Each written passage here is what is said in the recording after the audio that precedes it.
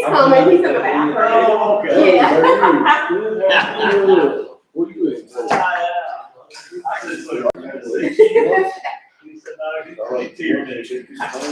Keep more people happy here, sir. Exactly.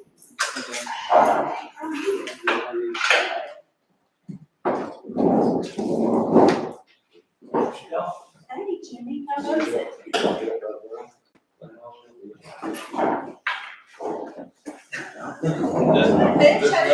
Recognize you from behind. I got less hair, I guess. I had last time you seen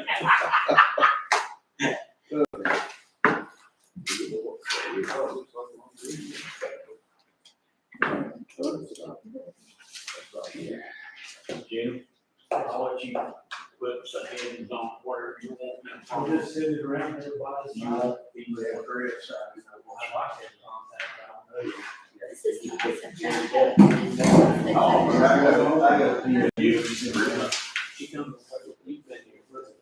Yeah, I got this up in here.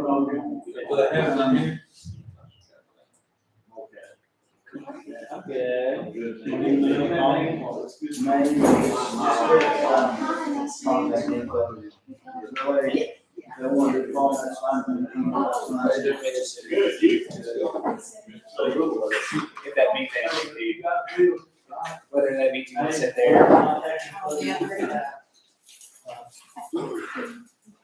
Did you guys talk at the, before the Gaylock City Council? Okay, that's it.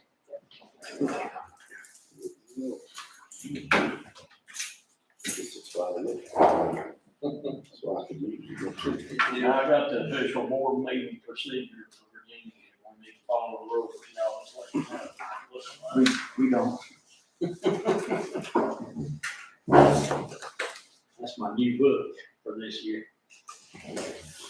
I signed it at that meeting. Do you want me to sign it again for this one? Okay. You like repeat customers. Well, it gives us the documentation too, as at each meeting. Okay. That's cool.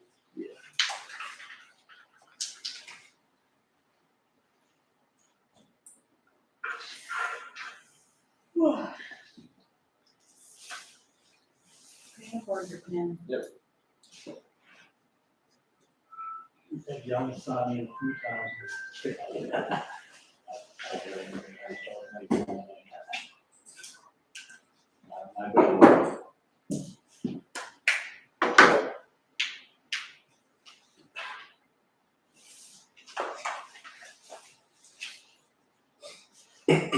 Okay, I believe we start meetings on time, it's 4:00, and we have Aaron Sizemore and Jimmy Moss, who everyone knows from Grayson County here, working with them now, and we are in this housing study that they are helping us with, Grayson County and Gaylax, and this is Grayson County's portion of it, and glad that each one of you all came. Brian Wall from the Planning Commission, and John was agent here in Grayson County, and Ted's here with the investment firm.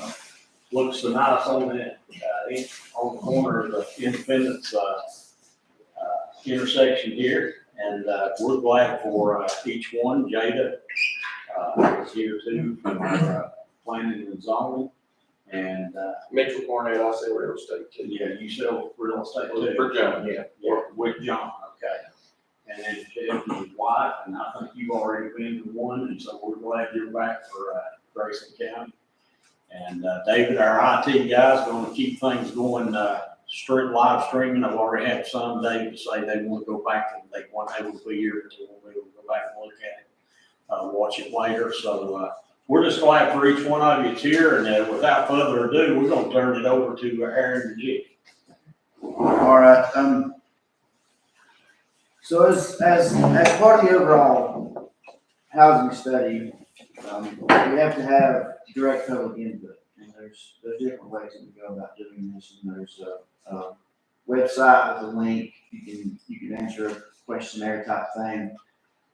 We had some focus groups, which John attended, for realtors. We also did developers, and did lenders, and did large employers. But, these public input sessions are probably the ones that we get the most detailed answers on, because when you're filling out your general online form, there's also many questions you can answer, you leave comments, but it comes out better usually in conversation. So with that being said, the beginning of this, how we got started into it, we applied with Virginia Housing for a planning grant for them. They awarded us a planning grant to do a regional housing study.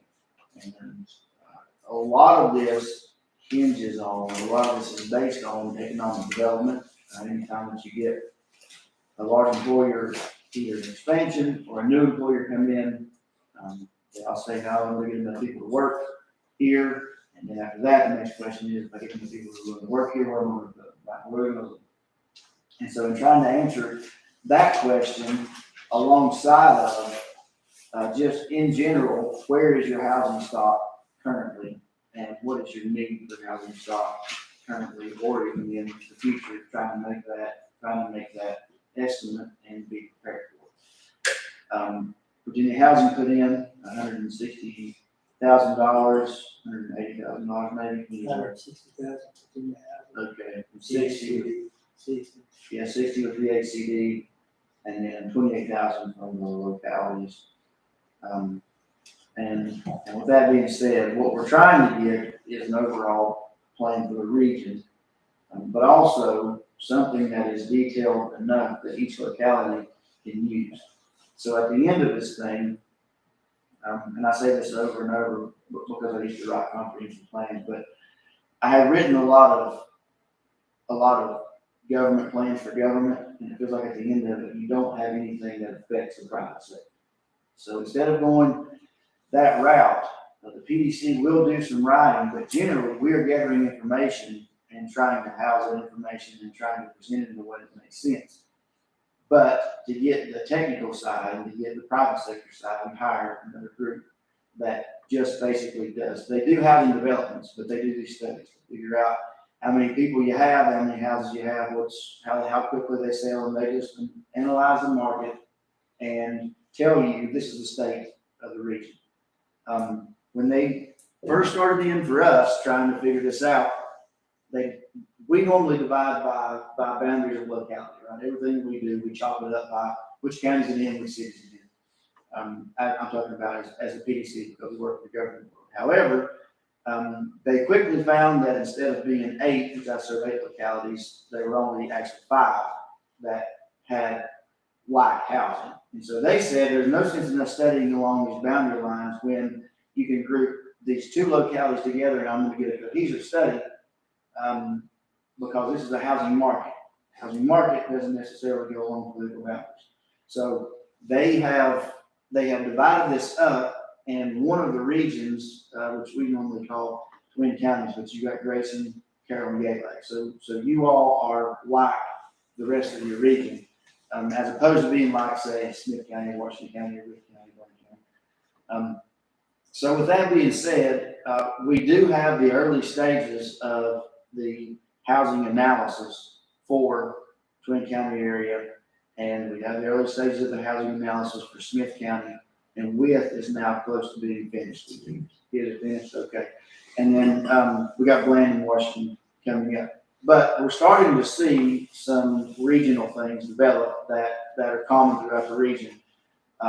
Basically, every locality that we've been in has, whether it be job announcements in new jobs or in expansion of existing jobs, everyone is kind of maxed out on the housing. Everybody's in the houses. There's not a bunch of empty houses and new workers needing to come to the region. So everyone needs housing, and that's universal. There's not a locality that we studied that can say we've got all we need.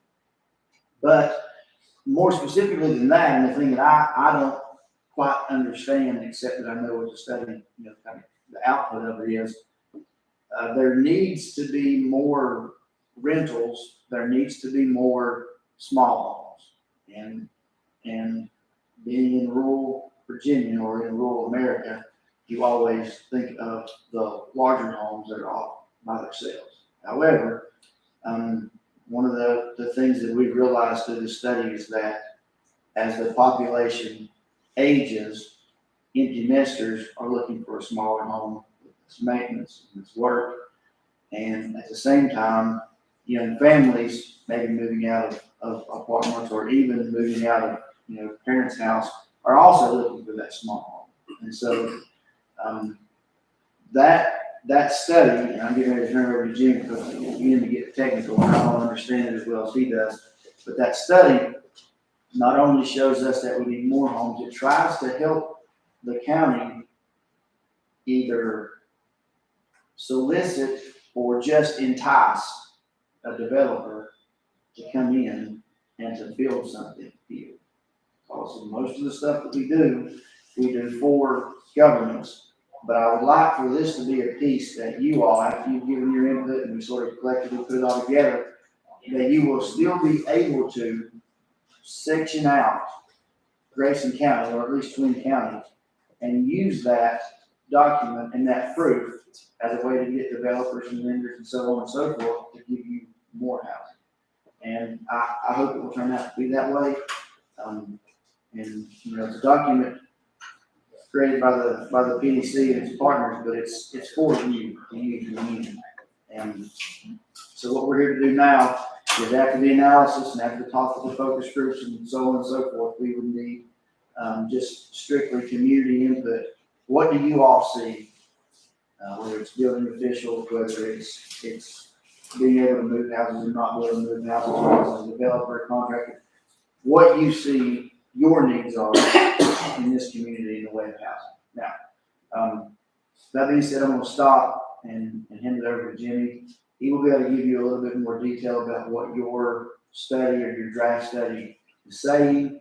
And then after that, I would like to move to the part where you tell us what you think and allow me to take this down and also incorporate that. So, And Aaron used the word draft. We did send it out to the local community leaders in the Twin Counties for their review and their comments, and we made amendments to it. But we still have time to amend it if needed.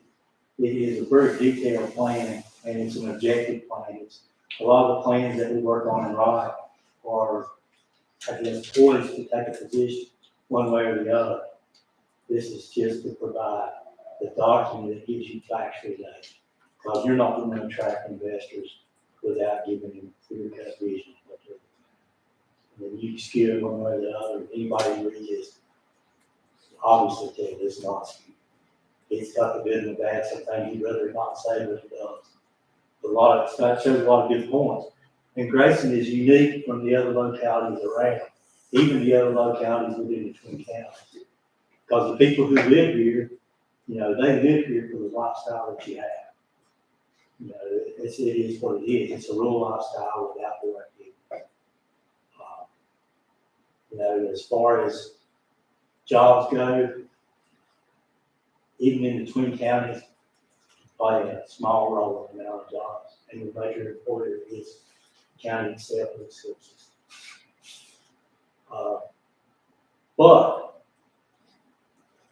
And John, she knows better than I do, as we look at things, the house prices of sales here, the price of housing is a little higher than it is anywhere else around. Okay? So even though we have a lot of similarities, it's very unique.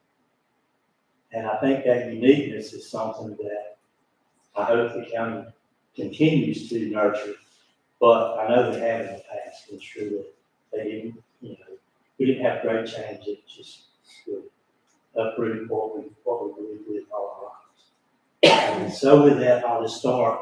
So what this is, as Aaron said, I'll just recap a little. Twin County Comprehensive Housing Analysis. It was designed to analyze the current and potential market for new homes within the Twin Counties. And it's intended to provide a detailed market data on the Twin County region's economy and its various housing markets. And the ultimate goal is to provide a realistic strategy to attract new housing into the area. So it's not just to tell you what's needed, it's to tell you some things you might put in place to ensure you get it. So You know, that's brick and mortar results. We had the unique opportunity of carting a potential developer around the various localities here. And even though they want to be in an area, be in this area, and they work just outside this area, you had a hard time nailing it down, because all the things in the study, stuff that all of us know, right? But this is for you, what you know. So, and the primary conclusions in the current housing market is an understanding that the market is underserved. The houses that you've got are mostly resale houses, are old, outdated, basically need remodeling. And then you look at, there's not an ample demand of housing, and it's based on a few things, you know, sizable local and regional job growth. Well, here it's mostly regional job growth, but the Twin Counties does have, we'll get to it, but they do have a considerable amount of jobs in the house that's in the pipeline. So you've got that going on, but you had a loss in population in part to inadequate housing. And you've just been through a couple of times actually, but you've been through where you bring in new businesses and are coming into the county, and then they're looking for housing for the people that they have to move in, right? Because there's, with every new business, their main folks, their key folks, they have to come work, if nothing else, for a short time to train. And we've never been able to really fill those needs. So, and then we have our rental situation, which, you know, all the new rental units added in the regional housing stock over the past decade is mainly been older homes that's been taken out of, you know, just the buy and sell market and made into rentals. So, and then the majority of your other rental units are largely subsidized. So your at market rate rentals, other than, you know, your scattered houses throughout, you really haven't added any, and there's none. And, you know, you've got a positive regional outlook, and then there's over 400 new jobs expected in the Twin County region over the next few years. So with that 400 new additional prospective jobs potentially in the pipeline, and then over 9,000 jobs in the surrounding areas, the county here is in a unique position if they take the opportunity to do so, to capture the folks that have to come and live to work. Like I said in the beginning, you know, this is a lifestyle. A lot of people want this lifestyle. So let's capitalize on it. As a time you've got 2,500 coming and live to it, right? And then you've got numerous other jobs, and then the jobs that are poised to 400 here in the Twin Counties alone. There's not enough folks to fill those jobs without any folks coming. You currently got an unemployment rate of 2.1. Your surrounding communities is like 2.3. But of those unemployed, you've got enough jobs now to employ in the Twin Counties. So if there's already enough jobs to employ everybody that's unemployed, if you're going to fill the jobs, you'll have to fill them from outside. So they have to come. And at that same, I guess at that same thought, you've also got several viable development sites already in the county. And Jada was kind enough to provide a lot of that data, and to make sure it matched up what was available, because a lot of the data that we gathered was verified data that we had. You know, whether it be from the counties or whatever, because, you know, well and Cooper and some of those, you get all those numbers, but they can't be skewed depending on how something was categorized in the process. So you've got several sites that are conducive to supporting houses that are already available. You've got large sites that would need to be maybe subdivided to support a certain type of housing, some rezoning that would probably have to be done to support that type of housing. The county does have, already made concessions for some tighter housing and stuff in some of these ordinances. So they're on the right path, but if it's community or county-owned properties, you know, it would be, or it advises here that some of those inroads may take place to make sure some of that stuff's in place and ready for the next time, for the next potential person to come there. And then you've got some underutilized buildings or buildings that set in. And then of those, the county-owned properties provide a unique opportunity to attract the development. And you've got one in Baywood that sets pretty much in conjunction with 58, 89. It's right in the area to travel to work anywhere, whether it be in Grayson County or somewhere else. It's an ideal spot for market rate housing. And with the proven model, the only difference is they did it in market rate because they want to utilize other funds. But you could follow the same road or the same routes that was done in Carroll County with the Woodlawn School. And you know, I think I forwarded the information along as to who the developer was and the partners, and that group, all they do is, or the majority of what they do, I shouldn't say all, but the majority of what they do and historically have done is turn abandoned schools, or not abandoned schools, but schools that have no longer in the system, they turn them into market rate houses and meal type structures. That's what they do. So somebody seems like Sam an email, that may be something they're interested in.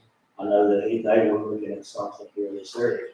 So you have I guess I say that saying that it's not that you have to do that or should, you may have other plans, the county may have other plans to do it.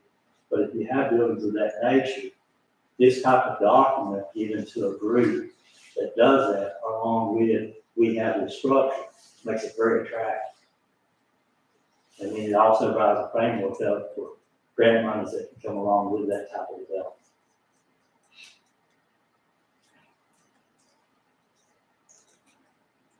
You know, and what this study also advises us components of the economic overview, the demographic analysis of the Twin County region. It analyzes population and household trends with particular attention to related trends in household income, tenure, and age. And with that, we'll see a lot of the tenure in homes. You have longer tenure here in Grayson than we do in a lot of other type of areas.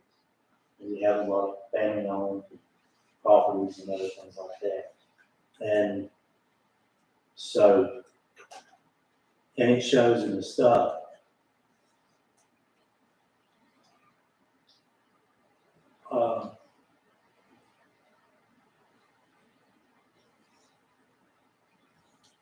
You know, and then if you go to the fifth element of this study, once the county makes it available to everyone, you know, it shows site location, sale prices and rental rates that are coming to here, housing types, target market. I could talk about realtors in the room, so I don't know as much. But you sell price of housing here. There is a sweet spot that the way it looks, and John, correct me if I'm wrong, but it's the under $300,000 bracket, so 2 to 3. The PDC we've done through another program that we have, a housing new development program.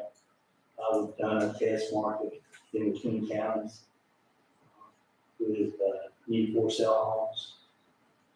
So far, of the new for sale homes that have been built, we've got 2 in Independence, 4 in Carroll County, just outside the city of Galax. And of those, all of them are under contract, and all of them have been under contract from the time they were started. So as soon as they're out, I think we let it go. They were at. The ones that have sold, which is kind of getting this in my call, but the ones that have sold have been to younger people, young families mostly. Which was different than I thought, especially the ones that were just outside the city limits, because honestly, they were one-level houses with zero entry in from the garages. We looked at aging in place, those type of things. So of those homes, we haven't had an Asian demographic at all try to buy those homes. And I thought that was the demographic, the people downsize and making their homes. So there is a demand for Those luxury. 5 homes were like between 200,000 and 300,000 approximately. Yes, we had from two, I'm going down on Freeze Road. Glendale, Freeze Road, yes.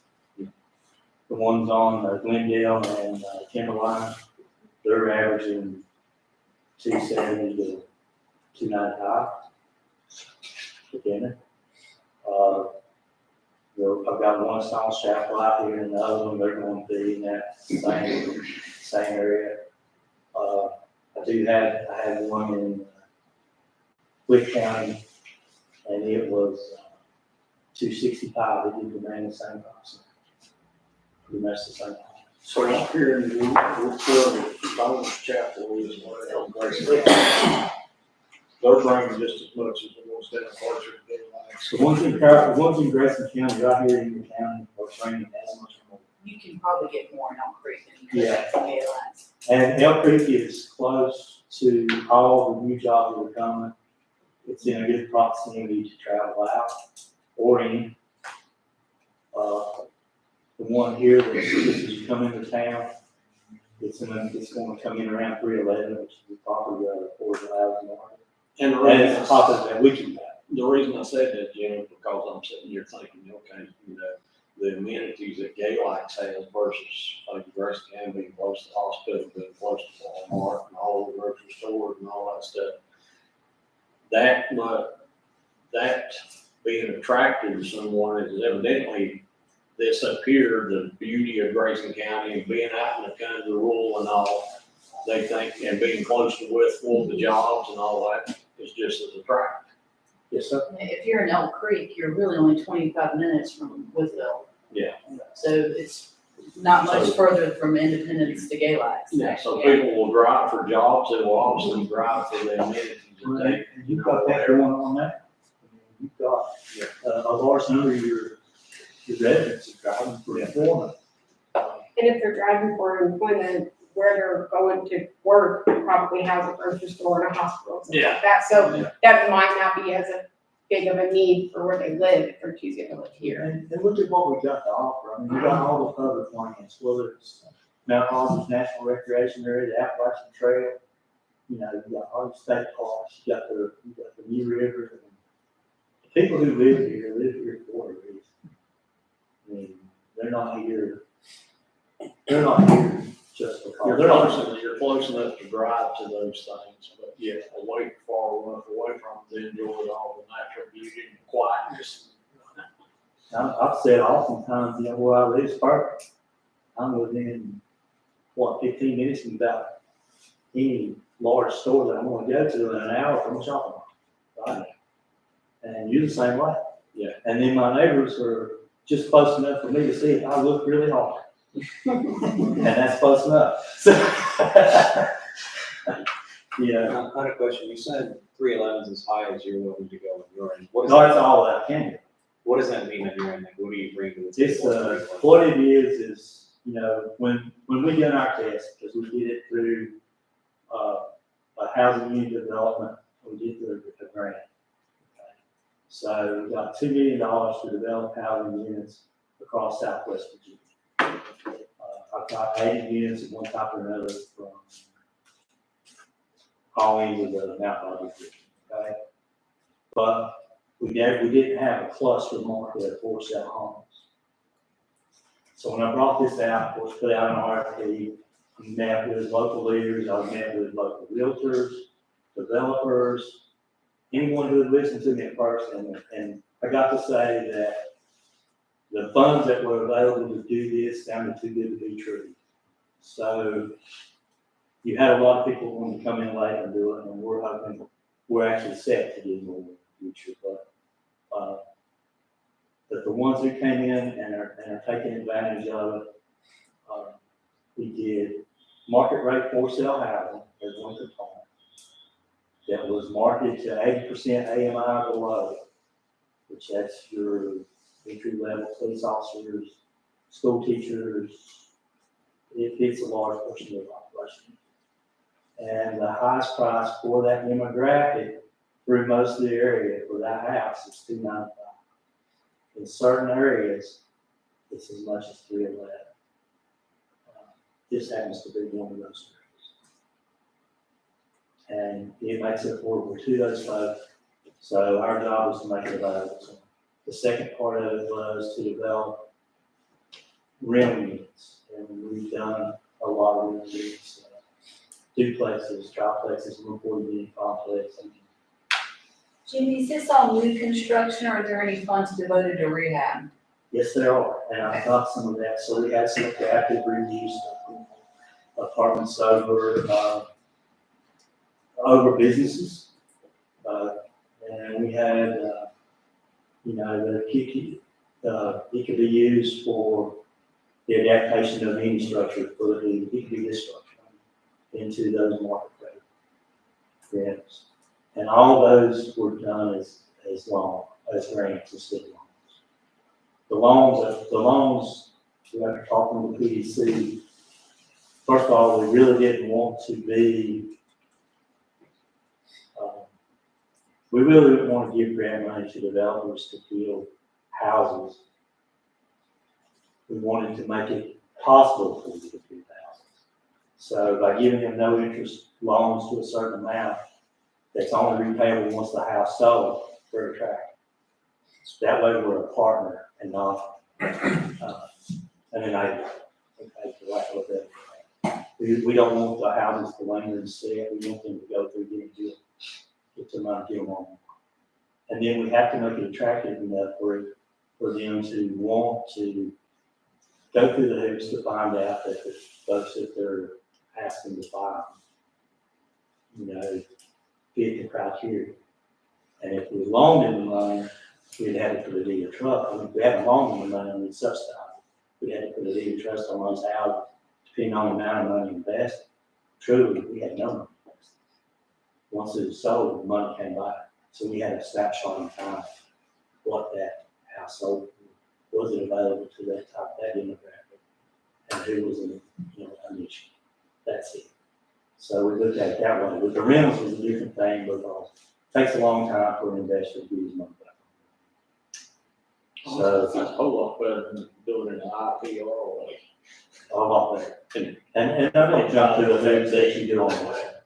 So the rehab of the rentals though, is it only for like structures that are not currently housing? Not currently housing, we only did new structures. But I mean, like you said, like this building or any building, but if it's already a house, No, that does not. we're creating structures. We're not sustaining. There's money for it.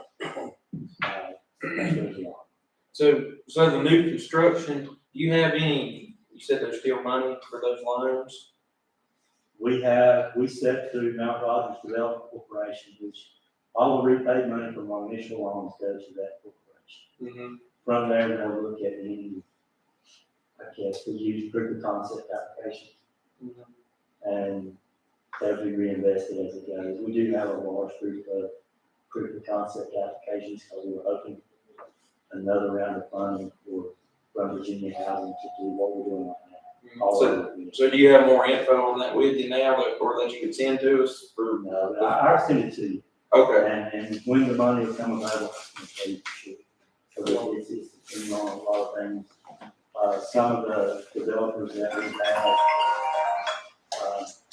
contracts with already was for X number of units that the money can be rolled back over to them as long as PDC agreed for an additional. But we are currently doing funds, and we do have funds that are Well, I can think of a lot of people, or probably a few people, that probably can't do that. If they could get the no interest loans to do that, they would probably be definitely interested in helping with that. Jimmy, what's going on with the Hilltop project that you and Brian were telling me about several months ago? All the planning has been completed. And, we did, we did the housing surveys, several of the write-ups, and all that's submitted to DHCD. I guess the key is now is to get, leadership in the town.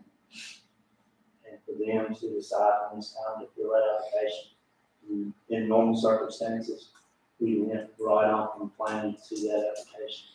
But with the change in leadership, things that have going on, just, we couldn't do it.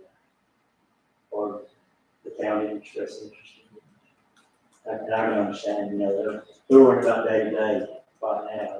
It's hard to have long range thoughts when you focus on your day to day. But we'll get back to the study a little bit. And we're talking about jobs. Grayson County does have 21.1% of the jobs that are in counties are in Grayson County. And, not much difference in the percentages of North Carolina and like that. But they have some different things going on.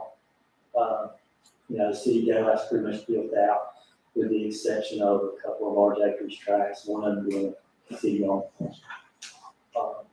So, with any job announcements that comes there, pretty much everyone will be getting maybe closer than around the city.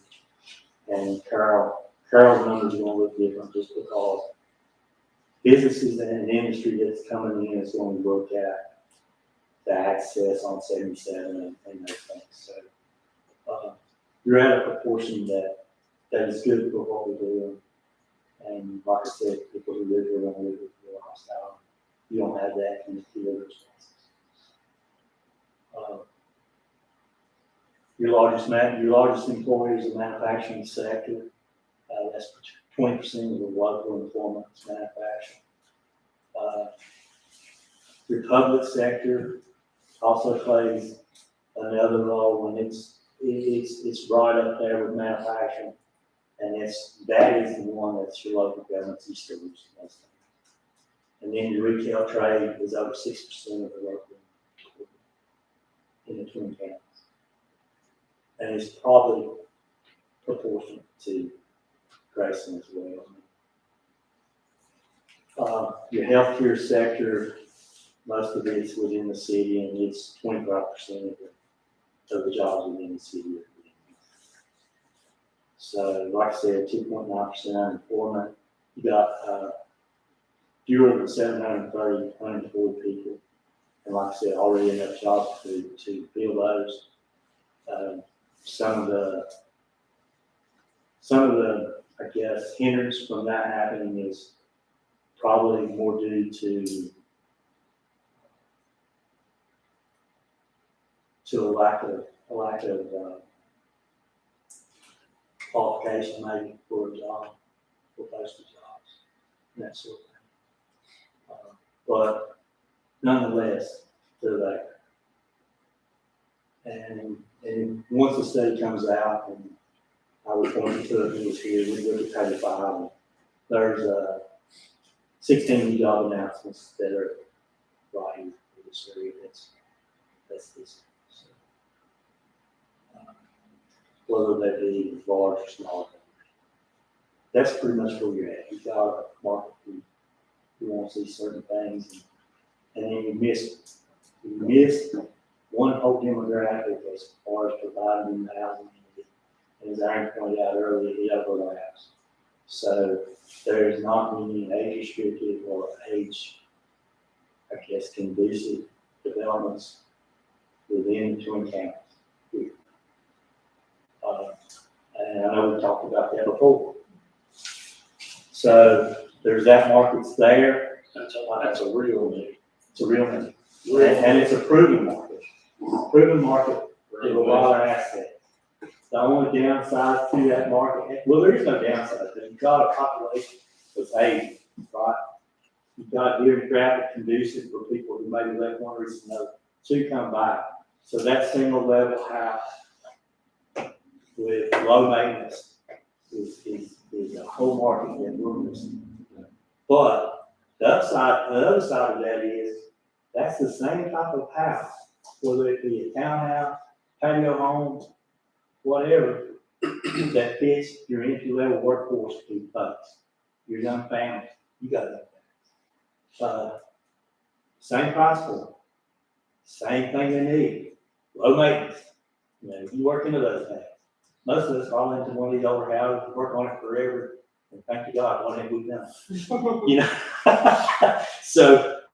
But you got both of them, and both of them get the same price. And you have absolutely few, very few, and if you do it on percentage wise, it's not enough to register a new homes made available for purchase. So you can't go on the market and buy you a new home. You build it. And we've proven that there's a market for those homes, and it's in here. And then the study tells you how many of each one of them that the Twin County can support based on those. And they are conservative numbers. Okay. Didn't want to make a claim that it couldn't support. So very conservative numbers. So now I guess we get into you guys. What type of housing? First of all, let's just ask the question. Everybody here comfortable or like the houses they're in? You live where you want to live, like that.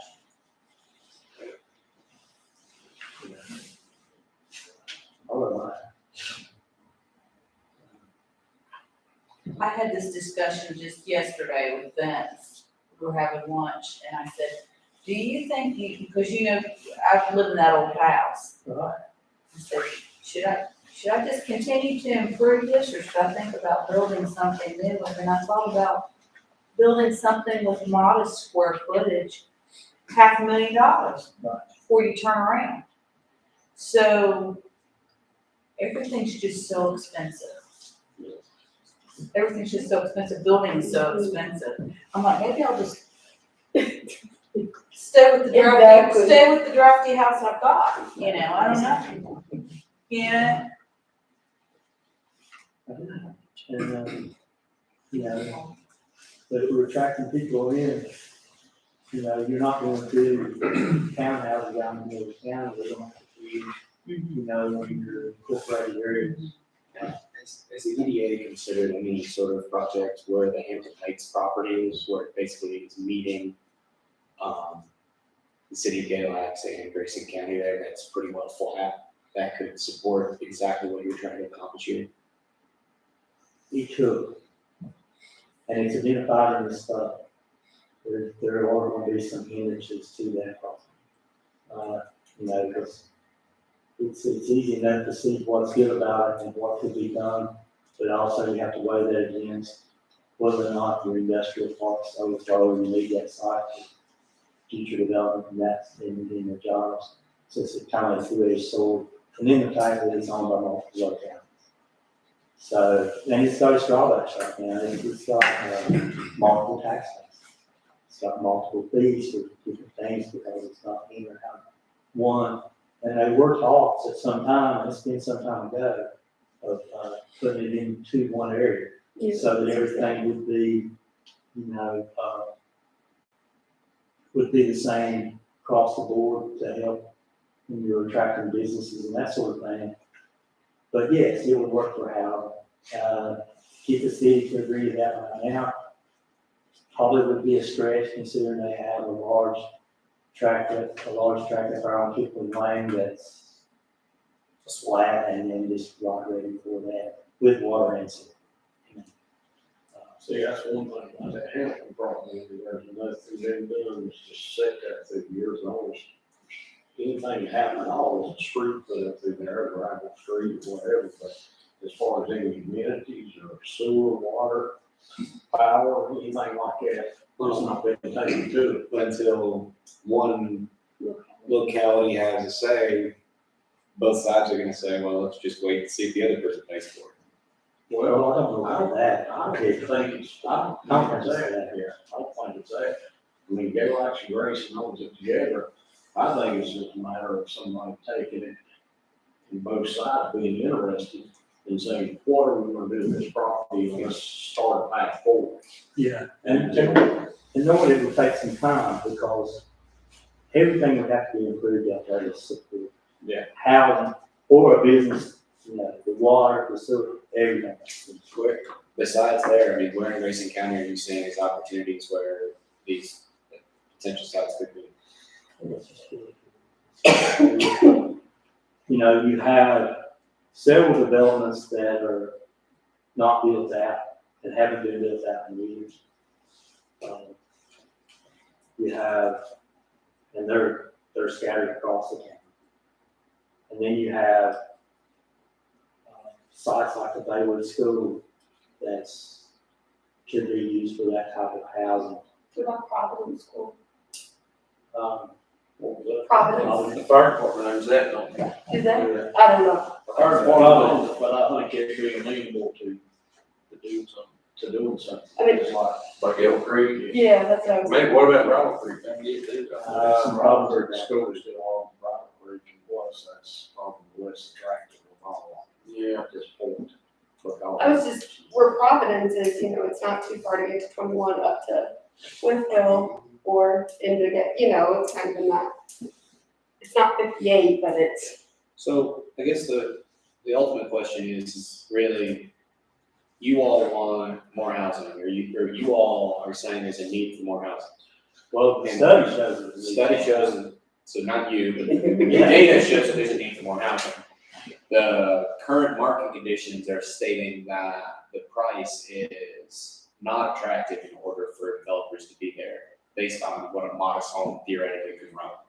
So how do we come together in order to bridge that gap? So it makes it enticing for the data in order to be fulfilled, and for the investor to feel like they're making a good return on their money.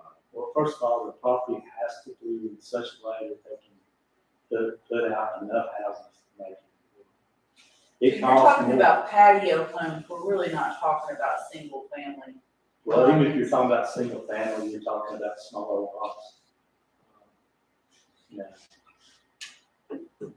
Talking more like townhouses. townhouses, patio homes, and I'm doing single family homes that fit right in the market, so anybody can, I can show you, we're building some spectacular homes. When you say. And they're staying in that market rate. So you're bringing to the table the potential for 0% financing for the Well, bill. that's what we're doing with one of our things. What What are the this study does is show developers the things they need, you know, to get them to want to come in and develop. but they're not gonna get a 0% loan. In theory, I mean, they would have to find their own financing, like you guys wouldn't be. Yes, that's true. So region-wide, we have $2 million in this grant for region. And if you look region-wide at the number of houses that we need, we're not even moving the needle. But we are showing a test bed of if you build a house this size, and you build a house this size, you can $3,000 of it, which lets the developer know how much money to put, right? So there's at least, the only thing we're doing is lowering the entry fee, right? For whatever reason, either we're making it no interest and they pay it back. In some places, per unit, there's like a small amount of money that they get to keep and don't pay back. It's like $25,000. Do y'all have Just any- enough to incentivize them to build it. Do y'all have any data from the folks that have already been taking advantage of this and build, what profit margins and that sort of thing? That's what would concern me is what would, if you sell a house for 300, what have you got in I it? can tell you, all of them that's doing right now, want to come back and do it. They wanna do it again, okay, So, alright. you know, whatever the profit margins are, we're not swaying. They want to keep going. I got the one group wants to do 25.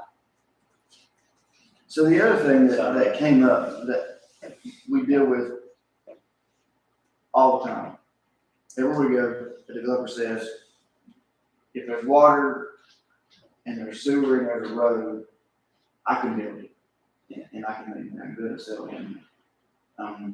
Locality, because they know that we get grants for water and sewer and economic development, and that sort of thing, comes to us and says, how do we get money for water and sewer? And the answer is, there's not a program that does that for new housing.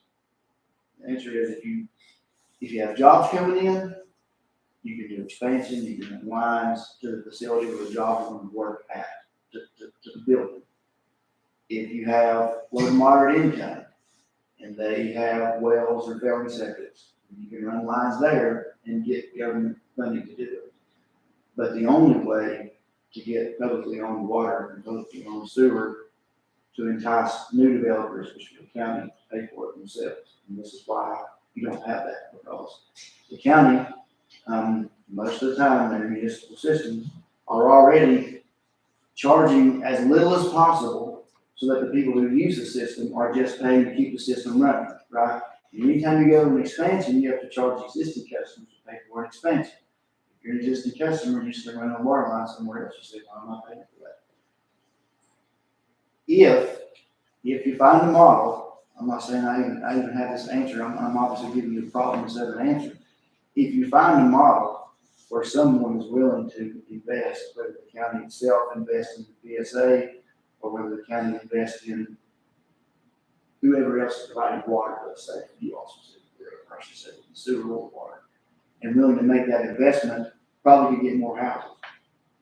But the community at large has to want more houses. The developer has to see if there's ability to make money. And it's a little bit hard because there's a lot of moving pieces, but there's a lot of moving pieces in everything we do. So, correct me if I'm wrong, and somebody can correct me, but most of Grayson County is well or spring, it's not public. So like, you're saying they want water and sewer, so they really, in reality, want a well and a septic. Well, any development that you would do with those type of funds or do developers, do large development, is going to be near your. Well, Well, that's what I'm saying, so then you have to be independent, or. These would be one-off homes, just like in the next homes. Right, okay. Yeah, so in Grayson, you're not looking for someone to come in and put in 20 units, you're hoping that 20 developers put in 20 units. Not one developer knocking 20 out, you want 20 developers all working at the same time to increase, because you don't have that person to say, I'll fill your street with houses. Because one developer would sit around, they're looking for all lines of 7 times. So, when they come in, they want to do a model home, then they want to do multiple types of housing, and then you just got. Okay, I think I'm under misconception. You wrote that question for me. I thought the developers did get interest-free loans, and that's how they were able to build a house, and then once they sell it, they give you the money back. We did that through another program. Oh, okay. Now But this that- program does. This here is just a study, this tells you what you need, and makes this material available for you to. The conversation today is talking about what the study says. What we're bringing up is something completely separate than what the study says. You guys are just telling us. Yeah, We already know. I'm judging. That's right. Well, it's what you already know. Yeah, I can't tell you from experience, I did take a developer to 2 sites, and everything he asked me, problem was, I didn't have this, Right. to show them the data, they needed to solidify. It's everything everybody that lives here knows, but if it's developers coming from outside, they want to see that. Yeah. If it's an in-house developer, someone from the area, they already understand that. So one of the ways that the municipality could come along and help it is, could they not just get municipal funding in order to pay for PSA? But then you run But it, then you're looking for a partnership from municipality going out and getting bonds at 4 or 5% interest in order to put in That, sewer. let's just use the city of Dallas and Kipling Lane. That Kipling Lane property is a ideal property. And, but the infrastructure, the streets, your sidewalk, everything has to be done, right? That initial cost is somewhere in the neighborhood of $6 million for that entire project. Or what was it, 150, 100. That's a large investment. And it does show a payback. And it shows a payback in a relatively short time. considering the number of homes. Within 30 years, it was a positive net for the city. You know, it was doing its thing. But it's still hard to convince a board or a council to spend that kind of money on that much infrastructure, knowing they're going to have to play at a period of time. We just put a football field there, and that'd be fun, I guess. I don't know, it may go the way of the school, you know, may go the way of the school. So, You know, So the other- Just put a turf field there, and you get a pay for it. I wanna make sure I'm understanding this right, but the other part to what he's saying is if we don't, because we don't have the infrastructure, the sewer and the water here, to do the larger home developments. So it'll be one here, one there, one here, one there. So what would make more sense is like you were talking about these old schools like Elk Creek and Baywood, where they're located in close proximity to jobs and cities. You could put a lot more, because one at a time is gonna be very slow to develop. We'll get what we need. Yeah, you're not, so at those, what could you get, 20, 30 people apartments? So that would make a lot of sense, right? Exactly. Okay. But I guess, but the Woodlawn one, is that not subsidized housing? That is subsidized housing, and did that in a way to garner, loan money for other models. Right. The group that does that, man, they go after every funding source there is. I mean, PDC goes after all those funding sources. That's what they do. They went after every funding source, whether it be CDBG money, whether it be historic, you know, tax credits. They utilize all those things. And I do think, and I guess, if I were a county representative, I would be sending them an email saying, hey, look, I have this property, it fits what you do. I would be attaching this analysis to it. And then because that's where a locality holds the key. They've got something that a place needs. They've got something that's setting not going to be good on their tax books and costing them money every month. Mm-hmm. What's the name of that So organization? I'll send it back to the. Yeah. I know I sent it once because I sent it to him and what's her name? Deb Jones. She had asked Brian about what was going on with the study and if that school was identified, that school was definitely identified.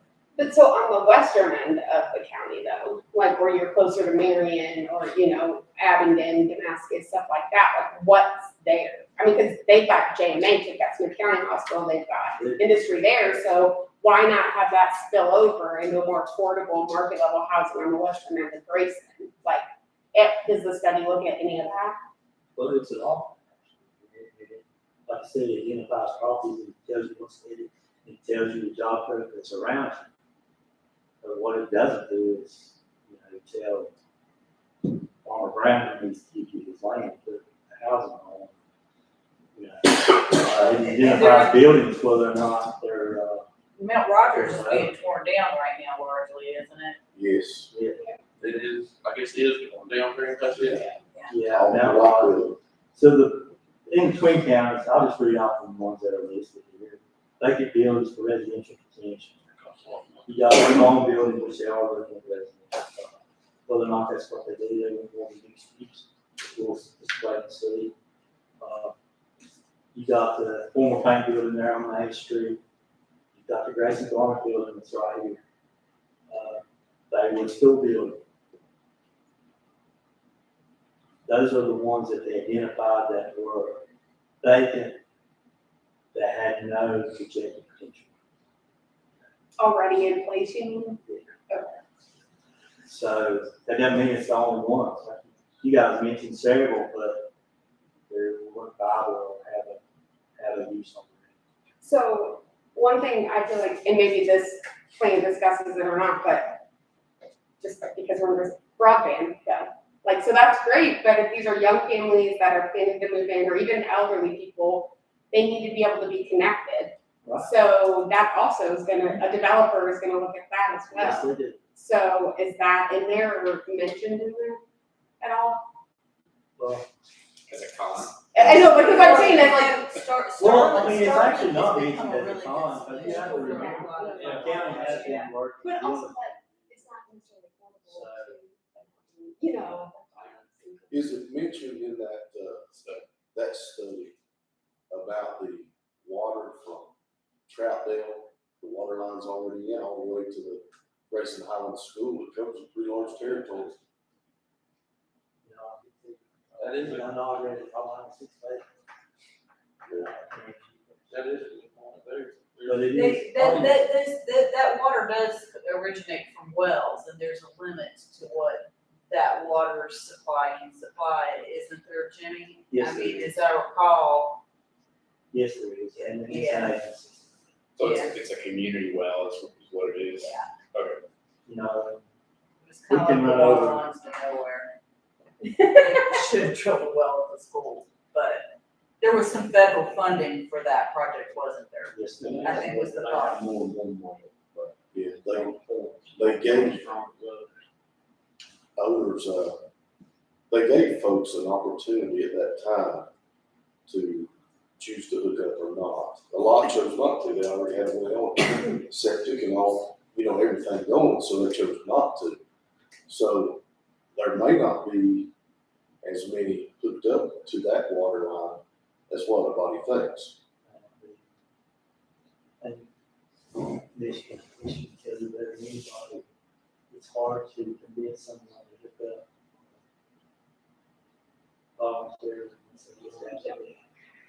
Why would you start paying for water when you're not? We don't want it for free. Whether it's good or not. Well, I mean, we just said it's so We simple. surveyed a group that's absolutely the water's no good, hadn't proved it, right in front of it, it was, it's no different. On Tabernacle Road. in Yeah, it Breeze. breeze. I'm not telling you where. Because I'm we- telling you, because we have access there. Yeah, we got a house there, we tested the water, we're like, we would like. Got a cover in it. He's got a Oh cover. my gosh, I know. They said, why would I pay $30 a month when I can have E. coli in my water? Oh my God, it's so big. I've been 5 years and decided I just give up myself, you know?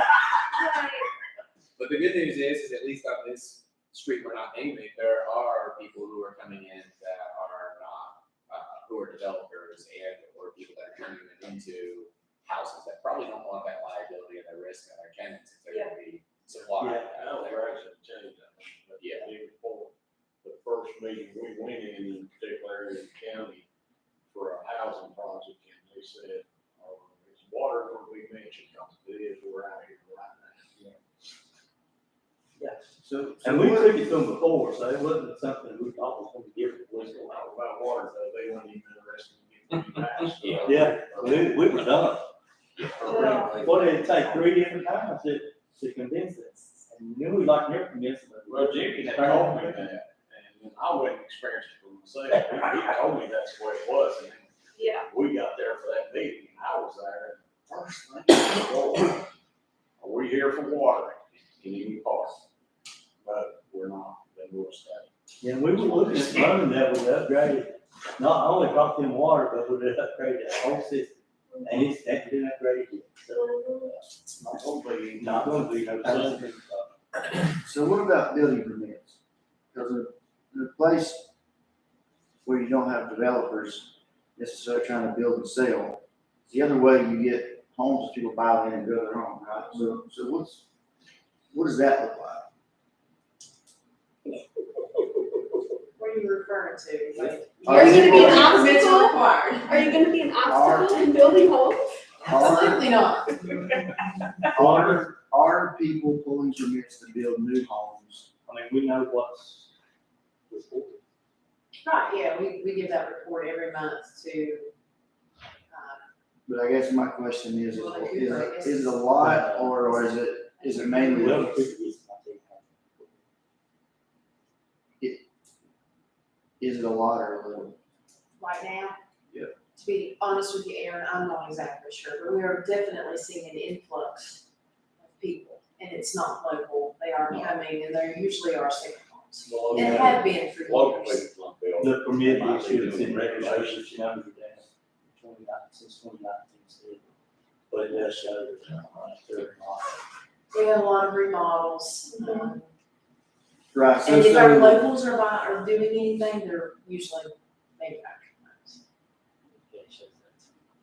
Okay, so you're using up land and home sites, but it's somebody's summer, winter home, vacation home, whatever. We got a lot of second homes. A lot of second homes. A lot of people. I can say that out of the amount of permits that I've pulled in Grayson County, the permit cycle has been the least troublesome issue when it comes to the real estate. Well, I think the permit cycle is assist people to get through it and get the things they. If you just do it, what you're supposed to do, it tends to be a breeze. I guess the only other thing would be, is there anything, and you make, there's been great roads maybe on you to make it less restrictive to do those things. Is there any, I guess, avenues to streamline that process? And the only reason I ask is because that's been part of the conversation with, the governor and the Board of Housing when they come around looking for ways to increase housing numbers throughout Southwest Virginia, or Virginia as a whole. They did a survey. I think that's a good question, Jimmy. I think we ought to evaluate ourselves and make sure. And it's identified in here that some of those things, and is there parcels or is there properties that maybe you have a connection to that you could, I guess, get the zoning in place for ahead of time. I know, I tried to help one locality get the zoning in place for a large parcel, it's their parcel, but they wanted me to come out and get me to put their parcel for their parcel. That's a problem. You know, I'm just here to help them, not to do the job. I think that's a good question. I think we ought to look at ourselves and make sure, because There's some I've good always been legislation. of the opinion of less red tape, not more. There's some legislation that was pre-filed that will even help localities streamline the process, even through the EAs, just to make sure that those properties are ready to go. Not to take away from what's needed, just to make it easier to get there. No, Quicker. we gotta be legal, but You have to do the that. easiest way you can get to legal is the way I'm interested in being. So, I know this is more, the plan's more talking about like new builds, because it says that there is enough housing, or that all the housing is full or whatever, but like, we can drive around the county and see plenty of empty or abandoned houses that may be rehabable, but just, the person passed away, they give it to their family lives out of state, but they're gonna keep it because their family lived on that land for 100 years. I mean, at some point, like, why not using the existing structure and the existing to create that housing for these people? Well, there's ways to do that, and it's always, I'm a fan of old buildings. Anybody who knows it's a fact. Found a way to utilize the building, especially if it's been in a place for a while. But I wish they could, This used to be a jail, what Jimmy made it into. Jimmy didn't do it, but he did used to be a jail. Right. And Jimmy was here a lot. I got the room, I think it's right here on the back door. Sits right behind the So, Dirty work. But I guess like thinking like, okay, well, we don't have water and sewer, like a PSA that can do it out further in the county. So to entice people to move, outside of Freeze or Independence, into the western side of the county, like not all, but there are plenty of houses I feel like that a developer or somebody can come in and remodel or revamp and do it quicker and get them in and get a profit out of them. But why are new builds the focus of this? So we deal with rehabs in the IPR program, and it is surprising how little amount of rehab it takes for the contractor to say, just report it already. It's amazing. and they will You sell the find house. for that rehab. They're available. That's true, but you stand on the outside and look in, you're like, oh, this is easy rehab. Contractor comes out 15 minutes and says, "Oh, there's obviously." Okay, so then why is that not an option? Bulldoze and build new. Well, it is, but you gotta have somebody willing to do it. Okay. And the developer not gonna have enough So that'll be more of someone coming in who wants to do those one-offs, who wants to pick it up and do those redevelopments. Where do you And the get, funds he had is available, because he said something there that is true. Initially in especially IPR or CDBG or any of those grants, they only gave you a limited amount of funds to rehab a house or you tore it down. And from experience, I can tell you, I tore down about it. finding the labor to do this too is so challenging. I mean, I just did the little house over here, and I mean, what people will charge you for stuff, I'm just like, oh my gosh, am I just old and And the time don't get it done anymore? is- But it's, yeah, it's Mhm. incredible. We've done that to ourselves. Yeah, well, We stigmatize the trades in our schools. Yeah. And to the point that, a lot of, and hopefully that dynamic's changing. It is. But I'm hopefully, thankful. I wish there was some programs at the vocational school. Well, when I went to high school down here, which has been a long time ago, we had two high schools. Right. We had the vocational school and the school. And it was, and didn't there used to be a lot of programs with Woodville Community College where the kids could graduate already with some sort of, at least trade certificate, if not some sort of associate's degree, right? there is. And there's more community college programs now. Yeah. For certificates for people who've already graduated this year. There's more now than there has been. Are the kids just not wanting to do it, or That's making a comeback now. is it? You're exactly right. It went away basically. But now the focus has been, hey, we need these. Everybody doesn't need to graduate and go get 4 years degree college. We're hurting in the trades field, in the skilled labor field, plumbers, electricians, carpenters, all. And they're starting to recognize that, and it's slowly but surely starting to be looked at. That's not gonna happen overnight. It's a process. Yes, it's gonna go through the process of coming back. How many years did it take for our parents to decide they didn't want their kids to work in that new type labor? How many of us went to school and they working in that new type labor anyway, so we might live? There's people, electricians, plumbers, carpenters, that I would venture to say make as much as, or more than 4-year degree. Oh, Well, definitely. My lowest paid guy when I was in the construction business, because I came to a meeting right here in school. And they were talking about the trades and how, of course, it wasn't focusing, let's just put that, it wasn't focusing. My lowest paid guy, I go with their teacher. Yeah. Just how it was. I mean, he didn't have the benefits that teacher had, but he definitely made more. He didn't spend 4 years in college to get there.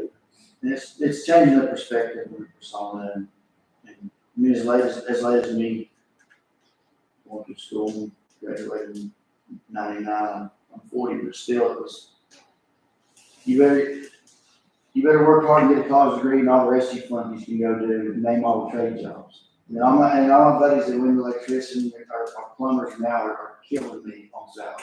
You know what I mean? I graduated in 2012 from here, and it's the exact same way. It was all trades that were way. wrong. You need to go to 4-year college. But when they get to the real world, they're killing us. All the college people. Yeah, And there's legislation out there. I know they've got some better programs. It's starting to change now, just now, so it'll take a few years. Well, one more thing, like about the new construction, of course, the labor's gonna be a problem and everything, but I think one thing that might could help is, that the county could do possibly is, say somebody's have a qualification process or whatever, but say this person's gonna give this house to sell for, through y'all's program or whatever, but just for more housing, maybe you could do some kind of program where you could waive building permit fees or something like that, if it's gonna contribute to more housing, because if we're gonna grow, we gotta have more housing. We can't have more jobs because we don't have places for people to live. So, How much is the building permit? I mean, It's I don't not know. much. I know it's not much, but It's 26 for the first 2,000 square feet. Now it's 275. Not changes. It's not changed. So it's not much money, but I mean, we've already do that in a sense, we already weigh them, we're in enterprise zone, commercial, that sort of thing. It's just a matter of, that's not a big deal, just having the board approve that we, we don't charge for that, but this is getting through the process. And we try to do that, incorporate the policies, packets go out the door, this is what you need to bring back, and try to have that to mitigate some of that back and forth. If you can just get people to read the information. But if we're talking about selling a $300,000 house, I mean, $1,000 just in permitting fees is not gonna, it's not gonna make or break They the would have project. never gotten that high, but they were put in place, because at one time, your mentality of the locality changes with this thing, or it's right. At one time, that department was supposed to support itself. So the fees, at one time, they were the highest fees in there, but that's been forever. I don't want to speak for every department, but Jay probably wouldn't either. You had changed them before I ever got there, Yeah. so that was like 8. 2005, and we have been in 5, but we were told it had to support itself because it didn't want the taxpayers subsidizing other people's projects. Well, so we did. And then for years, you get, because some of those members in and out, then you get, why did you permit so high? How come you didn't get it? Couldn't you get it anyway? Well, I don't care. I get paid the first thing, doesn't matter, right? Jay gets paid first thing, doesn't matter. So no one really cared. We'll do whatever we're told, but they haven't changed. But the point is, they haven't changed for that long. And And a lot of them have actually, the other localities have actually reached out, reviewed it, probably, and most likely adopted it. So we're pretty well streamlined with Carol, everybody's using that. I have a question. So the Kipling project, just as an example, the city of Galex had talked about doing some sort of an incentive for a discounted rate in the event if you're a first responder or teacher, things like that. yeah, they did a model of that one time before. And how are they able to come across with that type of funding where they're able to get back the $5,000 or $10,000 off of a new development? Well, and they've got a whole study you can look at on Opportunity Cadillac, just Google it. But, what it does is it broke down the cost of that whole development. And then it broke down what it is. So they're taking into account if they give you this, they're gonna get X amount of money back in improvements, taxes, water and sewer, your people shopping at the grocery store, all the things that are going about. And it's how and they developed the whole development like that one time before. Every house in it was like that. And by, if you can show them the numbers, let's just say they had X number of people that they should guarantee wanted houses in that development, and then they probably grant money to have to fund that as well. But by offering those things, it makes it an incentive to bring people in. Now, they did look at that and they're looking at it again, but you have to have the manpower in place to put together that type of product in the city. And then you have to phase it in. So that's a lot of time, a lot of effort that you're gonna have to put forth to do that. So, they looked at doing it differently with larger developers and some other things, and what they land out, what they'll actually do. Okay. But they have a study, and it's a really good study, and it's, the parcel lays out, and it takes in every housing demographic that you have. So there's units from your workforce housing all the way up to your trade. And interest rates going back up is hurting buyers more some too. And strangely enough, talking to lenders, I would have thought that people would have said, I don't pay this much interest, but what they said is, because it increases their monthly payment by X amount. That's what's stopping. Price house, as their price of house goes lower, they've got, That's it. And so for every 1% interest rate, you're going down 10% on the purchasing price essentially. So everybody's getting squeezed into that $100,000 to $250,000 market. Lowers their buying power. So, And it costs more to build in a rural area than it does in the population. Yep. Cost of building materials. It does. The cost of building materials are higher here than they are in Charlotte. Yep. They are in Orange. Just because. Now, just out of curiosity, when you're looking at these projects, is the price you're getting and everything, is that including the land? Or is that just the house itself? Well, this study here is looking at the market for wholesale, so it's everything. Well, the land- septic site prep, yeah. And like I said, I do know that one market is viable because we've got people doing it, and it's not just one group of California. And one local, one great local, and another one that has members. So So there. I know you can build in that market, and I know you can build and sell in it. It's just how long you want to sell in it. So all I do is make it. So from this public meeting, what's the next step for Grayson County? I'll be looking to push and get out there, the word out there and all for it. Well, it depends on the priorities of the county. Right? So, you know, if you've got properties, or first properties here that are listed that, you know, you want to see developed, whatever that is, or redevelop. You now have a tool that you can take to the developers that will do that sort of thing, to show them that it's viable. You also have a tool that you can take to funding agencies, depending on the market you want those houses to be, to gain grant funding, maybe to do some of that development or redevelopment. But you know, everything would have to play together. Did Deb Jones get this study? She has not yet, unless you could.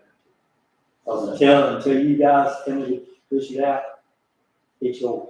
What we'll be doing later is once our complete study's done, so this is your analysis. The complete study will be given, you'll have all the analysis along with your information you gathered from the surveys. But all that stuff will be gathered into one complete study. Yeah.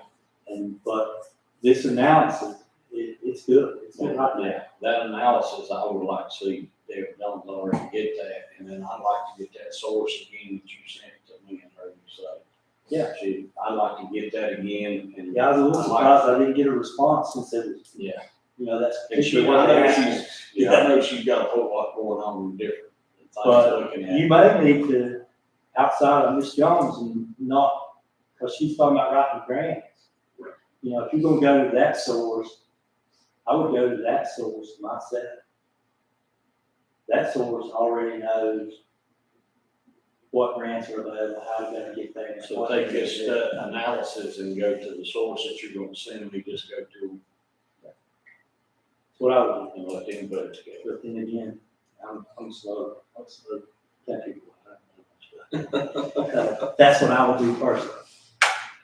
I would want that out, and then if I need Ms. Jones to help me with grants or one thing or another, or the city, the county, or anybody to help gain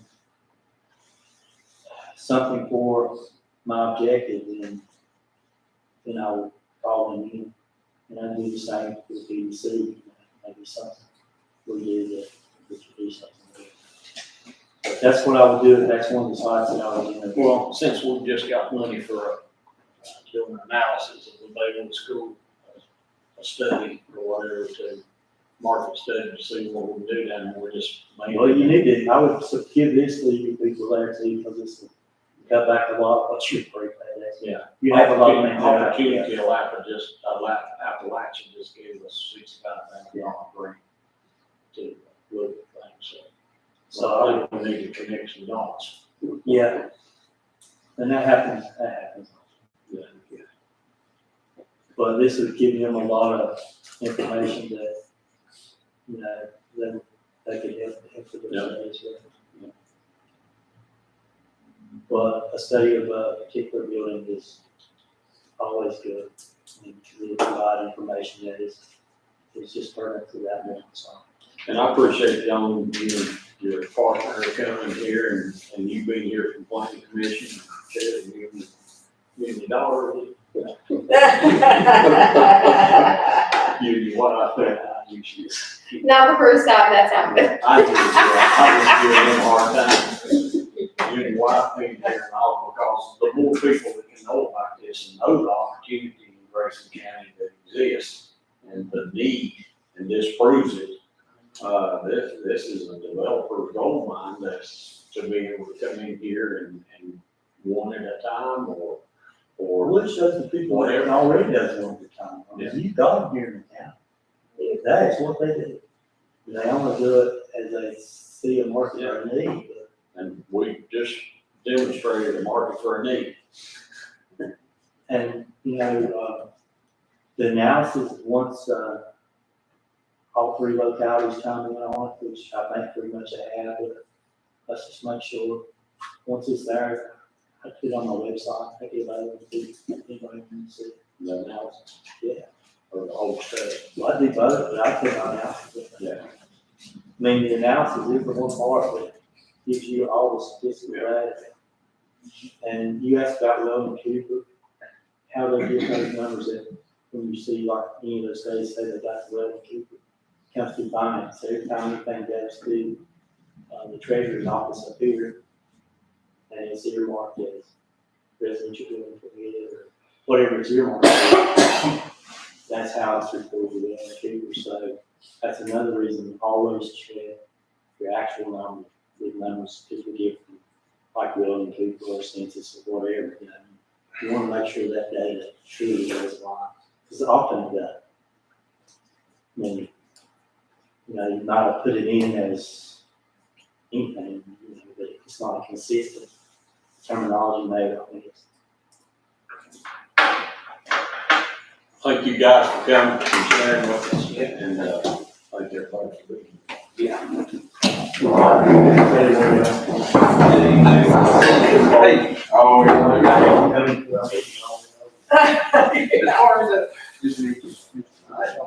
far as that application,